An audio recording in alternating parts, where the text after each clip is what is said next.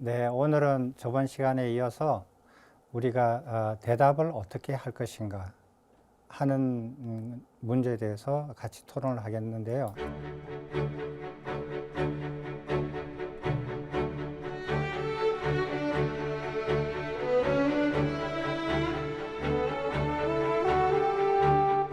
그러면은 그 저번 시간에 얘기했던 바른 스승의 조건들을 다 갖추지 않는 사람한테는 질문을 못 한다.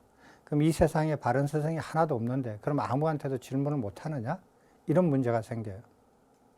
그래서 비록 바른 스승에까지 이르지 못한다 할지라도 이 대답하는 기준을 잘 익혀서 거기에 맞춰서 대답을 해주면 그나마 괜찮다라는 거예요.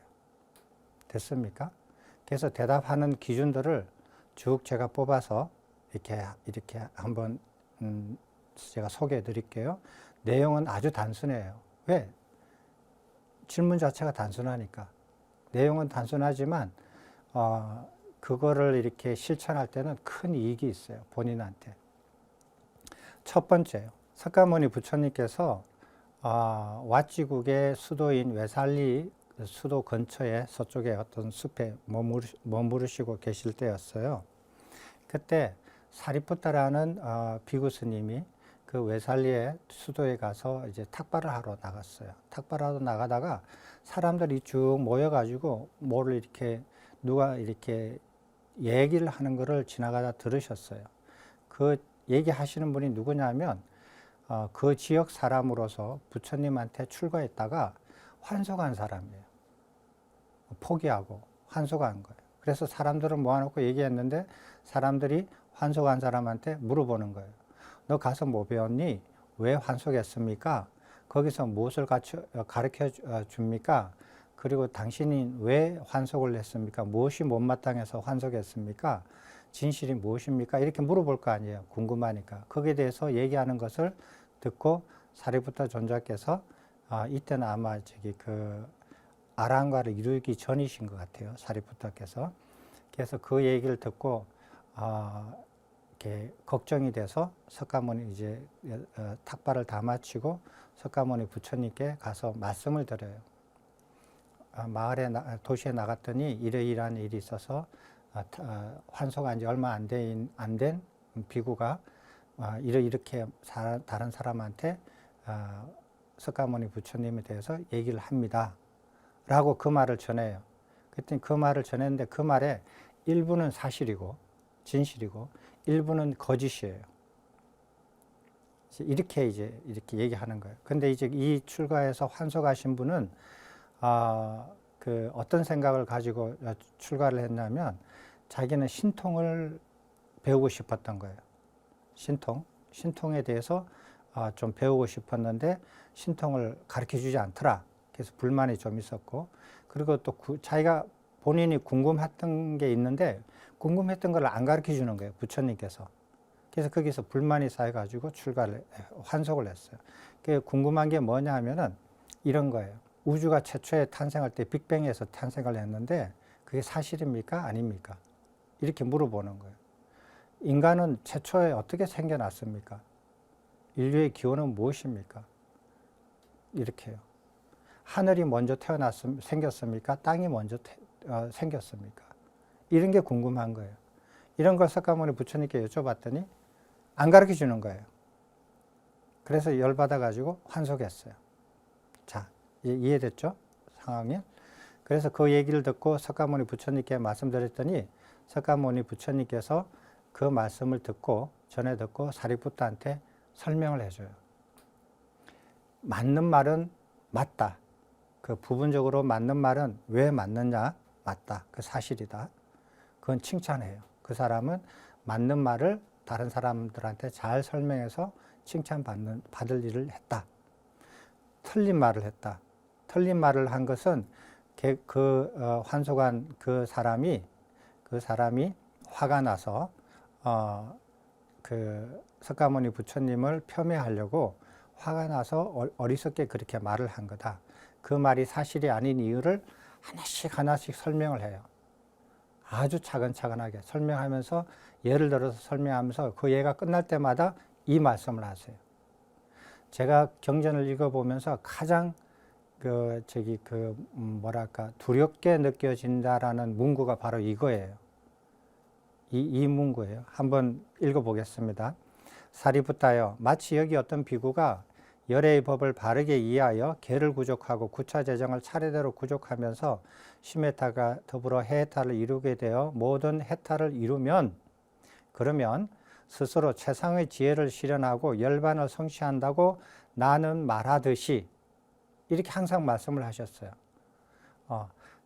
거기에 이렇게 정법을 바로 이해해서 계를 구족하고 계를 어기지 않고, 그리고 이렇게 범행의 차제대로 차근차근하게 닦아 나가면 너는 반드시 모든 해탈을 이루고 바른 깨달음을 성취하게 된다 라고 항상 말씀하셨듯이, 이렇게 말했듯이, 만약 그가 근거 없는 말을 철회하지 않고 견해를 버리지 않고 그 마음을 버리지 않는다면 마치 누가 그를 데려가서 놓은 것처럼 그는 반드시 지옥에 떨어진다고 나는 말한다. 여기 그는 그 환속한 친구예요. 됐어요? 그러니까 그 환속한 사람이 말한 거를, 내용을, 그거 근거 없는 말, 자기가 이렇게 잘못 생각하고 이해하지 못한 것들을 자기 나름대로 생각을 해서 근거가 없는 말을 한다든지, 그 말을 한다든지, 그런 견해를 가진다든지, 그런 생각을 품는다든지, 이러면은 마치 누가 그를 데리고 가서 이렇게 데려놓듯이 지옥에 떨어진다고 나는 말한다. 근데 그것도 반드시. 그리고 부처님께서 수많은 말씀을 하셨지만 끝에 말씀하시면서 나는 말한다 라고 나는이라고 넣는 게 몇 군데 안 돼요. 그건 굉장히 강조하신 거예요. 확신 있게 말씀하시는 거예요. 자, 이게 부처님께서 누구든지, 그대가 누구든지 상관하지 않는다. 누구든지 부처님 말씀에 따라서 차례대로 이렇게 닦을 것 닦고 배울 것 배워서 이렇게 성취해 나가면 마침내 정각에 이른다. 누구든지 그렇게 할 수 있다. 이 가르침에 따라서 하면은. 그렇게 말하듯이 누구든지 이렇게 말을 하면 반드시 지옥에 떨어진다라는 거예요. 그래서 대답을 하시는 분은 절대로 근거 없는 말을 해서는 안 된다라는 거예요. 근거 없이 자기가 추측으로, 혹은 자기가 이렇게 그 어떤 책을 이렇게 읽고 거기에서 동의를 했는데 그 책이, 그 저자가 어떤 근거 없는 생각, 바탕 없는 생각, 자기 나름의 이론을 펼쳤다든지, 부처님 가르침과 다른 내용을 이렇게 부처님 가르침처럼 근거 없는 말을 하거나 그런 견해를 가지거나 그런 생각을 가지면 그 사람은 즉각 반드시 지옥에 떨어진다라는 거예요. 그러니까 이렇게 대답을 하지 말라는 거예요. 됐습니까? 근데 문제는 뭐냐면, 이렇게 대답하는 사람의 말을 듣고 그걸 100% 자기가 수용을 해서 그 견해도 자기 견해로 만들어 가지고 그 말을 그대로 옮겨서 내가 다른 사람한테 전하는 거예요. 아, 저분이 불교는 이렇다더라 라고 내가 전했어요. 저분이 근거 없는 말을 하는 줄 모르고 나도 그걸 받아들여서 그렇게 다른 사람한테 전했어요. 그러면 어떻게 돼요? 첫 번째 말한 사람도 지옥에 떨어지겠죠. 그러면 그 말을 듣고 전해준 사람도 같이 떨어져요, 안 떨어져요? 같이 떨어져요. 그러면 같이 떨어지는 그 책임이 누구한테 있느냐는 거예요. 말한 사람이 있습니까? 아닙니다. 그 듣고 그 견해를 받아들이는, 듣는 사람의 책임이에요. 그래서 반드시 들을 때 어떤 다른 사람의 의견을 받아들일 때 자기가 그 의견을 점검을 하셔야 돼요. 점검하지 않고 100% 받아들인다. 이러면은 거기서 잘못된 일들은 본인의 책임이에요. 말하는 사람 책임이 아니에요. 그래서 그런 말을 듣고 나도 지옥에 떨어졌다. 그 지옥에서 만났다 이거예요. 왜 당신이 내한테 그런 말을 해가지고 내가 그 말을 믿고 그대로 다른 사람한테 말해가지고 당신도 지옥에 떨어지고 나도 지옥에 떨어졌어. 왜 당신이 그런 말을 나한테 했어? 이런단 말이에요. 그럼 뭐라 그래요, 그 사람이? 나도 그렇게 들었다 이거야. 니만 그렇게 당한 거 아니야? 나도 그렇게 들었는데. 그럼 뭘 할 거예요? 그래서 답변을 들을 때 아주 조심해야 되고 답변을 할 때도 아주 조심해야 되는 거예요. 그게 첫 번째 이유예요. 두 번째, 어떤 사람이 질문을 했어요. 질문을 했는데 저 사람한테는 저 사람이 무슨 질문을 하든지 간에 저 사람은 저 사람한테 대답을 하면 안 되는 사람이 있어요. 그걸 답변하는 사람은 알아야 된다라는 거예요. 무기라는 것은 답변하지 않는다라는 뜻이에요. 그래서 답변하지 않기 때문에 기록에 남아있지 않다라고 해서 무기라고 얘기하는 거예요. 없을 무자에 기록하는 기자예요. 그래서 지금 말로 하면은 답변하지 않아야 하는 질문자. 어떤 사람이 질문을 했다. 모든 사람이 질문하면 내가 대답을 다 해줘야 될 의무가 있는가? 아니에요. 어떤 사람한테는 대답을 해주면 안 된다라는 사람이 있는 거예요. 그런 사람들한테는 대답해주면 안 된다라는 거예요. 그걸 말씀하시는 거예요. 됐어요? 그럼 어떤 사람인가? 만약 어떤 동료 수행자가 수행자로서의 자질이 부족하거나 자질을 갖추지 못하여 훈도하기 어렵고 인욕하지 못하고 교계를 공경하게 받들이지 못하면 비록 그가 존자들께서 저에게 말씀해 주십시오. 저는 존자들의 훈계를 받아야 합니다라고 간청하더라도 그에게 세존의 가르침을 베풀지 않아야 하며 그를 세존의 가르침으로 이끌지 않아야 하며 그를 청정법명으로 이끌기 위해 해야 할 일과 하지 않아야 할 일들의 훈계를 하지 않아야 합니다. 어떤 사람이 왔어요. 저한테 간청을 해요. 무릎 꿇고 제발 좀 가르쳐달라 하더라도 자질이 부족한 사람들한테는 가르치지 말라는 거예요. 석가모니 부처님의 가르침을 가르쳐주면 안 되고 글로 이끌어서도 안 되고 어떤 건 해야 되고 어떤 건 하지 말아야 되는 거 이런 걸 가르쳐주지 말라는 거예요. 아까 전에는 사리푸타 존자인데 사리푸타 존자의 아주 절친 모갈라나 존자가 이런 말을 하신 거예요. 하시는데 이 말씀은 그 당시에 이렇게 그 교계에서 알려져 있는 그런 내용을 그분이 자기 생각으로 한 거 아니에요. 그 가르침을 이렇게 공유한 거라고 볼 수 있어요. 그래서 이건 석가모니 부처님의 가르침하고 같다고 봐요. 그래서 자질이 부족한 자한테는 어떤 질문을 하고 그 사람이 나한테 간청을 하거나 뭐 아무리 잘 보이고 뭐 이렇게 뭐 맛있는 걸 갖다 주고 커피를 사줘도 대답하지 않아야 한다. 그럼 그런 사람이 어떤 사람이냐? 자질이 부족한 사람이 정의가 뭐냐? 이거예요. 자, 한번 보시겠습니다. 자질이 부족한 사람을 우리는 저열한 도반이라 그래요. 반대 개념을 좋은 비구라 그래요. 나쁜 비구라는 말 안 써요. 사람을 상대로 좋다라는 말은 써도 나쁘다라는 말은 안 써요. 부처님 가르침에. 나쁜 사람이라는 개념은 없어요. 그래서 선악의 개념이랑 성선설, 선악설 이런 거는 부처님 가르침하고 어긋나는 얘기예요. 그럼 부처님은 어떻게 말씀하시는가? 저열한 사람, 저열한 도반, 저열한 비구 이렇게 표현을 해요. 자, 저열한 도반은 어떤 사람이냐면 사람이 3, 4, 5로 끼리끼리 몰려서 살아요. 어울려요. 꼭 그런 친구가 있어요. 끼리끼리 몰려서 이렇게 사는데 그래서 이렇게 가서 그래요. 너희들끼리만 어울리지 말고 다른 사람들하고도 좀 어울리면서 공부 좀 하면 어떻겠니? 라고 얘기를 하면 뭐라고 하는지 알아? 보소. 내가 당신한테 획기친 거 있어? 내가 당신한테 이래라 저래라 한 적이 있어? 없지 않소. 당신도 우리 보고 이래라 저래라 하지 마시오. 우리는 우리 나름대로 열심히 살아가고 있고 잘 살아가고 있으니 간섭하지 마시오. 당신 일이나 잘하시오. 이렇게 얘기해요. 그 자기 견해를 고수를 하는 거예요. 그죠? 그 다음에 여보시오. 그러지 마시고 우리 부처님 가르침을 공부하는데 같이 공부 좀 해봅시다. 그렇게 하려고 출가하지 않았습니까? 그렇게 하려고 여기 와서 머물러서 일원이 돼서 살고 있지 않습니까? 이리 와서 같이 공부하십시다. 그렇게 하면 당신들이 가르치는 공부하기 싫소. 나는 내가 알아서 공부할 테니 나를 간섭하지 마시오.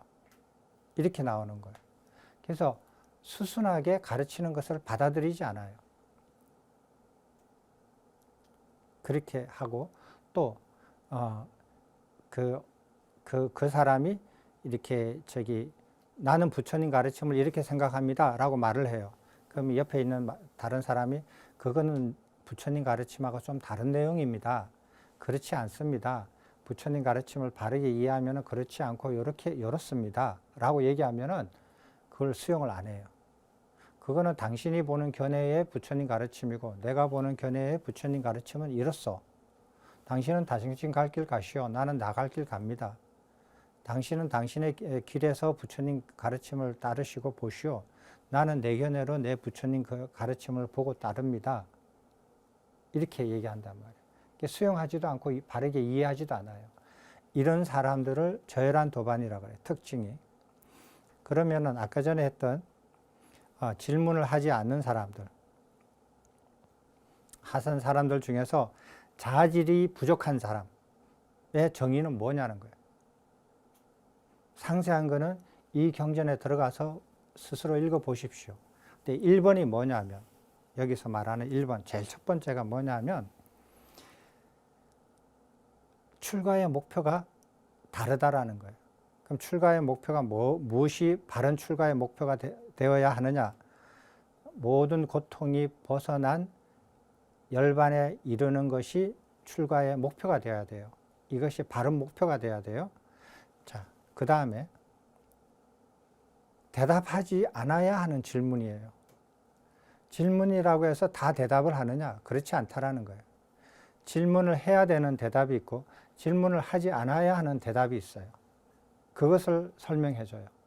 자, 질문하지 않는 대답, 대답을 하지 않아야 하는 질문이에요. 제가 한번 읽어보겠습니다. 참으로 이익을 주지 못하고 출세간 법에 바탕한 것이 아니고 청정범행의 시작에도 미치지 못하고 역겨워함, 소멸로 인도하지도 못하고 고요함으로 인도하지도 못하고 최상의 지혜로 인도하지 못하고 바른 깨달음 열반으로 인도하지 못하기 때문에 그 질문에 대해서는 설명하지 않습니다. 디가 니까야 29번 경인데 이 경전은 어떤 이제 스토리가 있느냐면 석가모니 부처님의 그 제자 중에서 아난다 존자라고 있어요. 부처님을 이렇게 시봉을 아주 오랫동안 하신 그 아난다 존자가 있는데 아난다 존자의 제자가 있어요. 나이가 어린 쭌다라는 그 사미가 있었는데 나이가 이제 미성년자죠. 근데 이렇게 사미라는 쭌다라는 분이 그 부처님께서 아마 구시나라에 계셨을 때였을 거예요. 그 구시나라보다 좀 위에 있는 도시가 있는데 큰 도시가 있는데 바와라는 도시가 있었어요. 거기서 이렇게 쭌다라는 사미가 이렇게 이제 머물고 있었는데 그 머물고 있는 동안에 니간타 나타푸타가 돌아가셨어요. 니간타 나타푸타는 어떤 분이냐면은 지금 인도의 자이나교를 창시하신 분이에요. 그분도 석가모니 부처님처럼 와치국의 왕자로서 출가해가지고 스스로 깨우침을 이뤘다라고 말하면서 부처님하고 거의 연배가 비슷해요. 그리고 이렇게 삶의 형태도 비슷해요. 그래서 자이나교를 이렇게 창시하셨는데 그 자이나교는 아직까지도 인도에 있어요. 불교가 인도에서 사라졌을 때도 자이나교는 살아남았어요. 이런 분이 이제 돌아가셨어요. 스승이 돌아가신 거예요. 그래서 이제 나이 어린 미성년자가 되어 있는 그 사미가 이래 보니까 스승이 돌아가고 난 다음에 거기에 많은 제자들, 출가자들이 이렇게 교단이 형성되어 있었는데 서로 막 싸우는 거예요. 혀의 칼로 서로 막 찌르는 거예요. 혀의 총으로 서로 막 쏘는 거예요. 혀의 미사일로 서로 막 쏴대는 거예요. 또 혀의 핵폭탄으로 막 터트리는 거예요. 각자. 막 분열되고 서로 싸우고 이러는 거예요. 그걸 보니까 두려움이 생긴 거예요. 사미가. 걱정이 생긴 거예요. 나는 나이가 어리다. 근데 나의 스승 석가모니 부처님은 나이가 많으시다. 만약에 석가모니 부처님께서 돌아가시게 되면 우리 교단도 저렇게 될까? 저렇게 되면 나는 어떻게 살지? 두려움이 생기잖아요. 걱정도 생기고. 그래서 그걸 보고 내려와요. 석가모니 부처님이 계신 구시나라로 내려와서 자기의 스승인 아난다 존자한테 이 사실을 얘기합니다. 이렇게 해서 니칸타 다나푸타가 돌아가셨는데 상황이 이렇습니다. 그래서 아난다 존자가 그 말씀을 듣고 너가 직접 석가모니 부처님한테 그 말을 전하는 게 좋겠다 해서 같이 가서 이제 석가모니 부처님께 뵙고 말씀을 드려요.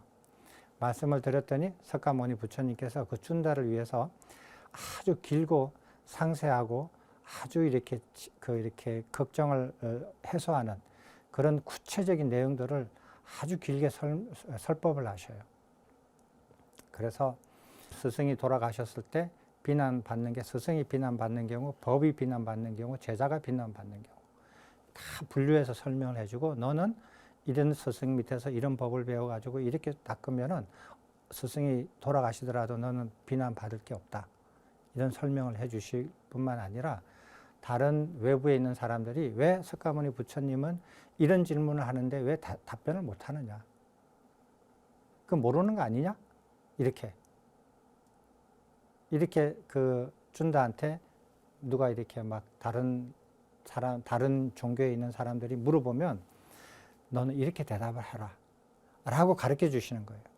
지금 여기에서 이렇게 가르쳐 주는 거예요. 됐습니까? 그래서 석가모니 부처님께서는 이익을 주지 못하고 출세간 법에 바탕한 게 아니고 청정범행의 시작도 미치지 못하고 역겨움이나 소멸에 인도하지 못하고 고요함에 인도하지 못하고 그 다음에 최상의 지혜, 바른 깨달음, 열반으로 인도하지 않는 질문은 답변하지 않는다. 그럼 어떤 질문에 대해서 답변을 하느냐?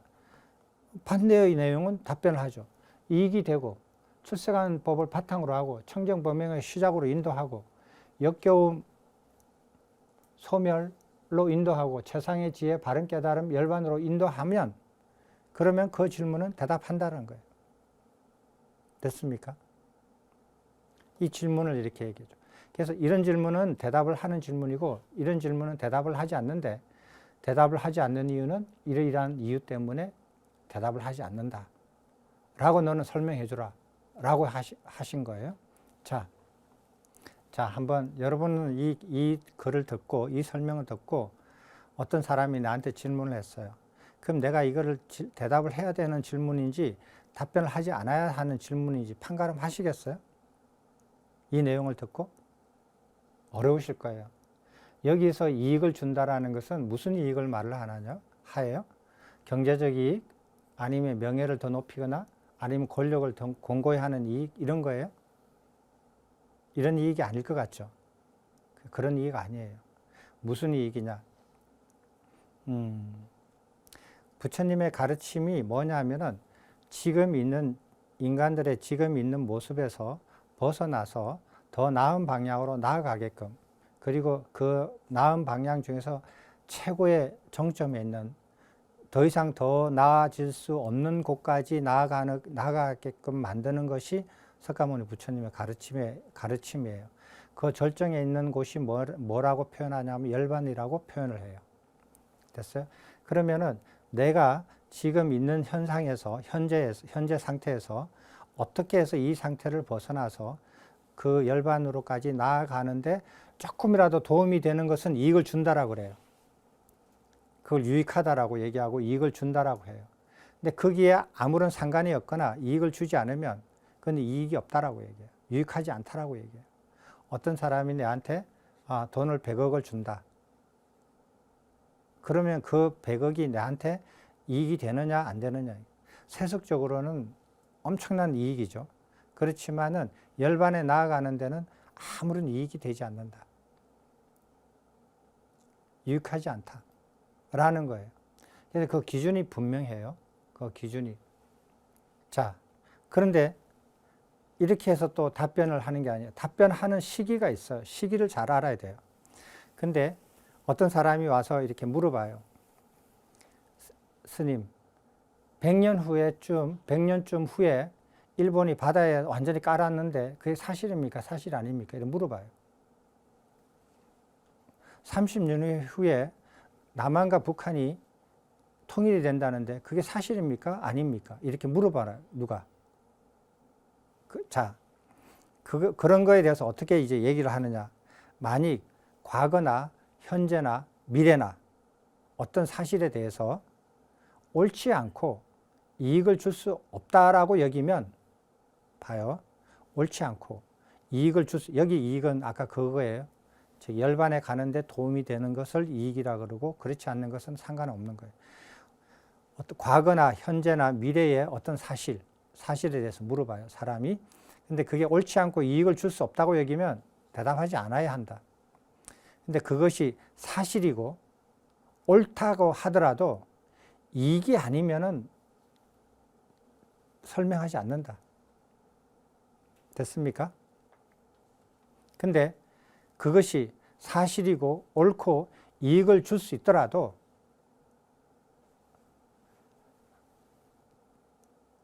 설명해 줘야 되는 바른 시기를 알아서 해야 된다는 거야. 아무 때나 막 대답하는 게 아니라는 거예요.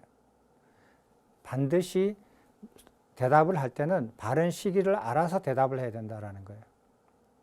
자, 이런 일이 여러분들 이게 읽어보면 좀 이게 무슨 말인가 싶지만 이 생활에서 실제로 일어나는 일들이에요. 자, 여기 결혼하신 분들도 계시죠? 나중에 애를 키워요. 애를 키우는데 애가 부모 말을 잘 안 들어요. 그럴 때 안 듣고 이렇게 부모 말을 따라서 행동하지 않을 때를 발견을 해요. 제가 말 잘 듣고 잘 따라하더니 어떨 때는 말을 안 듣고 안 따라하네? 그럼 그걸 볼 때마다 얘기를 해요. 얘야, 이렇게 하면 안 되고 저렇게 해야 된다. 가르쳐 줘요. 그죠? 그러면 애가 그걸 들어요. 그렇게 자라요, 애가. 고3이 됐어요. 그래서 이제 엄마가 지쳤어요. 아빠도 지쳐서. 야, 공부해. 지금 게임하면 어떡해? 지금 인터넷이나 보고 그렇게 놀면 어떻게 해? 공부를 해야지. 너 공부 열심히 해서 너가 원하는 과, 너가 원하는 대학에 가지 못하면 너 인생 쫑쳐. 너 이렇게 너 굶는 거는 괜찮지만 너 자식까지도 굶길 거야? 이러면서 애한테 막 야단을 쳐요. 그러면은 애가 알아요. 그게 사실이라는 것. 그리고 그게 옳다라는 것도 알아요. 그리고 이익을 줄 수 있다라는 것도 알아요. 그 말대로 하면 자기한테 이익이 된다라는 거 알아요. 그죠? 아는데 시도 때도 없이 그 말을 들으니까 스트레스를 받는 거예요. 듣기 싫은 거예요, 그 말이. 애도 알아요. 애도 알고 다른 친구도 알고 선생님도 알고 세상 사람이 다 알아요. 다 아는데 부모가 시도 때도 없이 계속 얘기하니까 그 말이 듣기 싫은 거예요. 그러면 어떻게 되냐. 듣기 싫어도 그게 옳으니까 그리고 사실이니까 그리고 나한테 이익이 되니까 그걸 받아들이고 열심히 공부하는 애들이 있어요. 근데 어떤 애들은 그걸 듣기 싫으니까 그게 스트레스가 쌓여가지고 어떻게 되느냐. 내가 듣기 싫은 말을 따라서 하는 내 모습이 더 싫은 거예요. 내가 듣기 싫은 말을 내가 따라서 하네. 내가 내 자신이 싫은 거예요. 그래서 돌출 행동을 해요. 애들이. 그죠? 그래서 시기에 맞게끔 얘기를 해야 돼요. 애들한테 얘기를 하더라도. 시기에 맞지 않는 말을 하면 아무리 사실이고 옳고 이익을 줄 수 있는 말이라 할지라도 잔소리가 돼요. 잔소리가 될 수 있어요. 그래서 바른 시기를 알아서 얘기를 해줘야 그 사람한테 받아들여져요. 됐어요? 자, 우리 답변하는 방법. 처음에 지옥에 떨어지는 답변을 해서는 안 된다. 두 번째, 답변하지 말아야 되는 사람이 있다. 자질이 부족한 사람. 그리고 답변을 하지 않아야 되는 질문이 있다. 그리고 답변을 할 때 바른 시기를 알아서 답변을 해야 된다. 답변하는 게 쉽지 않죠? 안 쉬워요. 자, 마지막으로 답변을 할 때 답변하는 사람이 어떤 태도를 가져야 되느냐, 이런 태도를 갖춰야 된다는 거예요. 이게 이제 이 경전은 굉장히 짧은 경전인데, 아난다 존자께서 석가모니 부처님의 시봉이에요. 이렇게 비서예요. 지금 말로 하면. 그래서 이렇게 어떤 마을에 갔다가 보니까 어떤 비구 스님이 자기 교단에 석가모니 부처님의 제자 중에 한 분이 마을에서 많은 사람 둘러싸인 데서 설법을 하시는 거예요. 그래서 석가모니 부처님한테 와가지고 말씀을 해요. 누구누구 제자 비구가 많은 사람에 둘러싸여서 설법을 하고 있는 모습을 봤습니다. 이렇게 하니까 석가모니 부처님께서 뭐라고 말씀하시냐면 이 5가지를 말씀하시고 남들한테 설법하는 것은 굉장히 어려운 일이다. 굉장히 어려운 일이다. 이 5가지를 갖추면은 그것을 해낼 수 있다. 라고 말씀하셔요.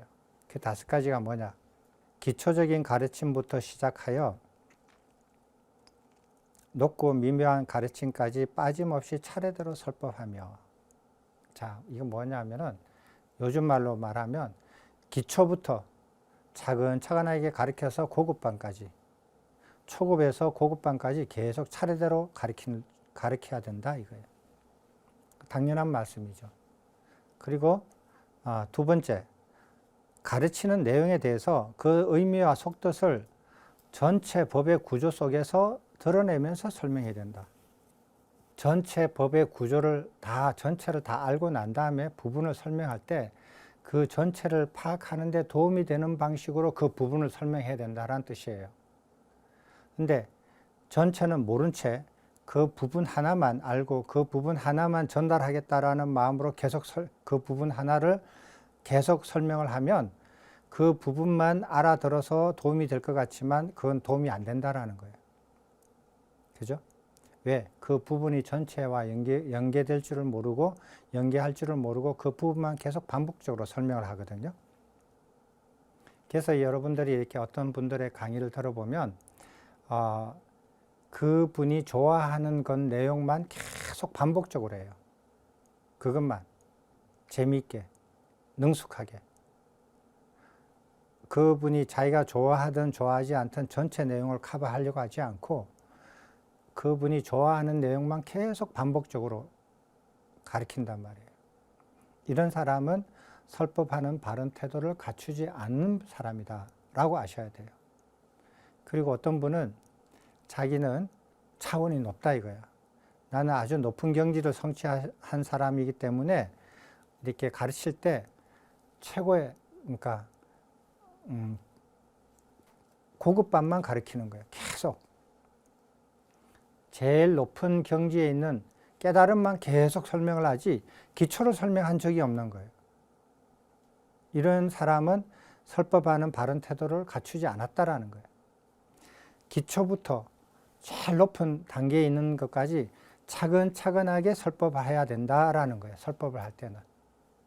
물론 시간이 없어서 언제는 기초하고 언제는 중급하고 언제는 상급하고 뭐 이렇게 고급하고 이렇게 할 수는 있겠죠. 나눠서 할 수 있더라도 설법 전체를 할 때는 항상 처음부터 끝까지 차례대로 설법을 해야 된다. 3번째로는 듣는 사람이 자기 스스로 듣고 자기 스스로 나아갈 수 있도록 그렇게 가르쳐야 된다는 거예요. 됐어요? 자, 어떤 사람한테 가르쳤는데 이렇게 잘 가르쳤어요. 그래서 이 학생은 내한테 어느 정도 배웠어요. 그랬더니 이제 안 배운 수학 문제를 자기가 딱 모르는 수학 문제가 나왔을 때, 배우지 않은 분야에 나왔을 때 내한테 배웠던 그 경험으로 모르는 문제를 스스로 풀어가는 거예요. 그렇게 가르치는 게 잘 가르친다는 거예요. 근데 어떤 사람은 가르치는데 내가 가르쳐준 범위 내에서 그 안에서 모르는 문제는 이제 다 풀 줄 알아요.